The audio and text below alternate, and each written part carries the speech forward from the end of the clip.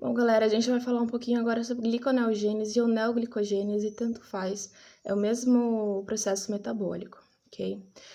A gliconeogênese, como o próprio nome já sugere, ele nada mais é do que a produção de uma nova molécula de glicose, só que ela vai acontecer a partir de componentes que não são açúcares. Nesse caso, eu tenho como molécula precursora, o glicerol, no caso dos lipídios. O glicerol a gente encontra lá nos triglicerídeos, que é o nosso lipídio de reserva, que é nada mais nada menos do que uma molécula de glicerol e 3 ácidos graxos. Os ácidos graxos seguem para outra via metabólica, que a gente vai estudar mais para frente, e o glicerol ele pode ser utilizado para a formação de uma nova glicose. No caso dos componentes proteicos, a gente tem a alanina e o lactato. Os dois vão ser encontrados lá na nossa musculatura e eles vão ter origem lá no piruvato, né? A gente viu na aula de via glicolítica que o piruvato ele podia seguir por uma via anaeróbia. Nessa via anaeróbia, ele vai ter essa produção de lactato e a alanina, ele é um aminoácido não essencial que também pode ser convertido em piruvato e também vai acontecer lá na nossa musculatura, ok? O grande segredo da gliconeogênese é você pegar algum componente que não seja um açúcar e transformar ele em algum componente da sua via glicolítica. Na nossa via glicolítica, que a gente estudou, que é dividida em 10 etapas, nós temos diversas moléculas. A via glicolítica, ela é uma via reversível, ou seja, ela pode tanto catabolizar a sua glicose como anabolizar a sua glicose. O grande segredo, né, não é nem o segredo, é o detalhe, é que a sua via glicolítica ela tem 3 pontos de regulação, ok? Esses 3 pontos de regulação, eles nada mais são do que as etapas da sua via glicolítica que não conseguem ser reversíveis naturalmente. Isso significa que eu não consigo reverter? Consegue, desde que eu faça uso de algumas enzimas, ok? Então, a minha via glicolítica ela é totalmente reversível. Eu consigo pegar qualquer constituinte, qualquer componente dela e fazer o processo reverso conseguir uma molécula de glicose. O único detalhe é que em algum momento eu vou ter que utilizar uma enzima para trabalhar por mim.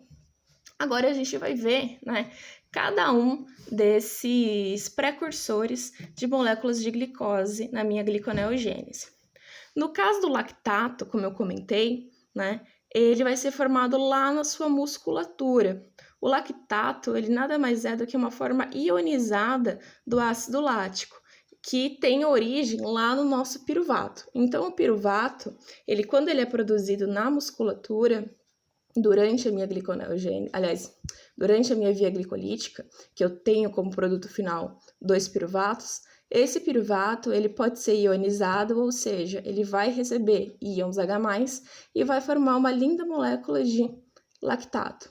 Esse lactato que está na musculatura, ele vai ser liberado na corrente sanguínea, ele vai chegar no seu fígado, e no fígado ele vai ser deionizado, ou seja, eu vou remover esses íons H+, que eu coloquei, e eu volto a ser uma linda molécula de piruvato.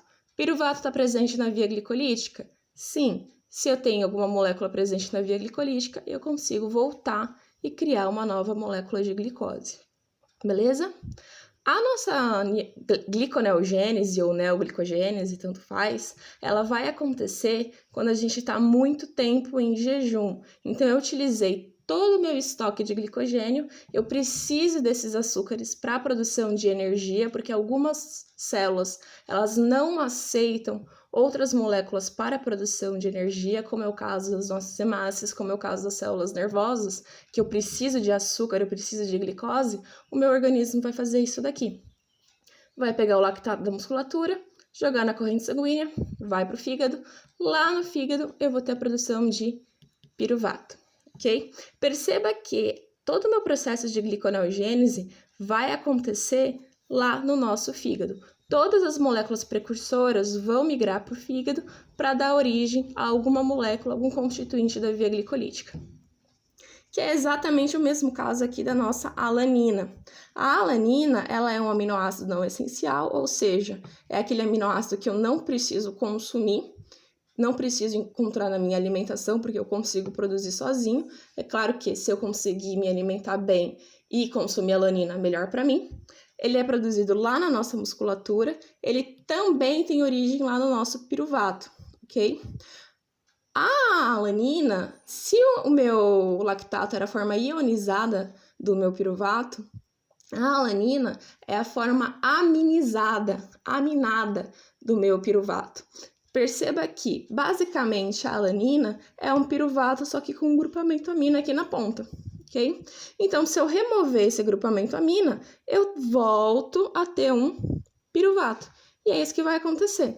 A alanina sai da musculatura, cai na corrente sanguínea, da corrente sanguínea vai para o seu fígado, e lá no seu fígado eu sofro um processo chamado de transaminação, onde eu vou transportar esse grupamento amina para uma outra molécula e eu vou ter a formação de um piruvato. Piruvato está na via glicolítica, consigo gerar uma glicose. E por fim, a gente tem a molécula de glicerol. A molécula de glicerol, como eu comentei, ele está presente lá nos nossos triglicerídeos e ele vai ser liberado durante o processo de quebra de ácidos graxos, ok? Esse processo de quebra de ácidos graxos, ele também vai acontecer quando eu tenho uma baixa de glicose, uma baixa energética, e ele vai me liberar, né, 3 ácidos graxos e uma moléculazinha de glicerol. O que nos interessa é essa molécula de glicerol.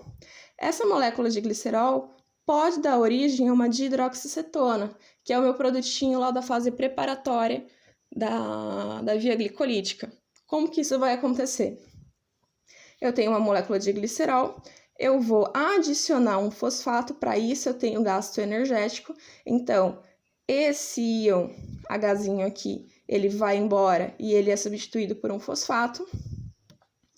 Vou gerar uma molécula chamada de glicerol 3-fosfato, porque esse fosfato é adicionado no carbono de número 3, e depois eu tenho a formação de NADH, porque eu vou remover esse íon H+, este íon H+, e eu vou formar uma dupla ligação formada uma dihidroxicetona 3-fosfato, que é a minha molécula lá presente da via glicolítica.